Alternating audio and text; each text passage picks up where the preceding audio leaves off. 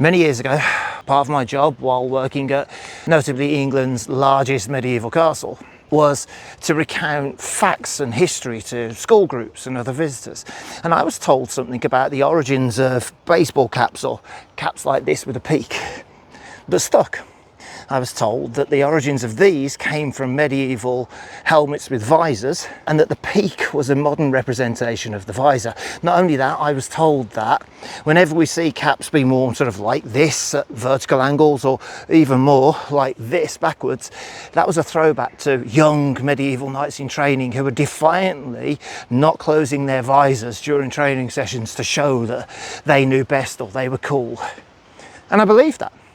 In fact, I repeated it frequently and often, but actually, there's no evidence for that. And looking into the history of both medieval visors and baseball caps, there's a bit of a disconnect. What seems to be true? Well, the visors were real, but actually raising visors could have signified one of two things. It could have been a distinction between infantry and cavalry, or it could have been a sign of respect. And it's widely said that tilting the visor up is where the modern day military salute comes from. What's all this got to do with neurodiversity awareness? Well, I believed all of the things I was told when I was learning about medieval history. I didn't question them.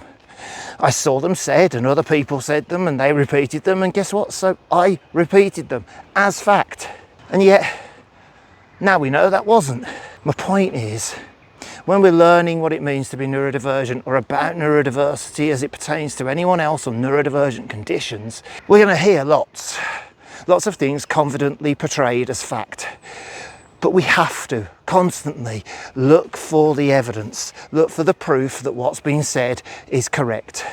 It doesn't matter how confidently it's portrayed on that video by that channel, because I cannot tell you how much information I see every week shared online that I know and that I can find the evidence for being wrong.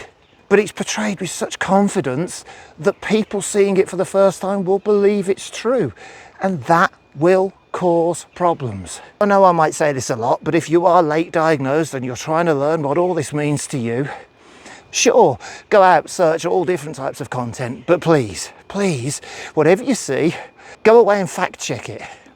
Do some research and find out whether what's been said bears any resemblance to the real truth and the real history.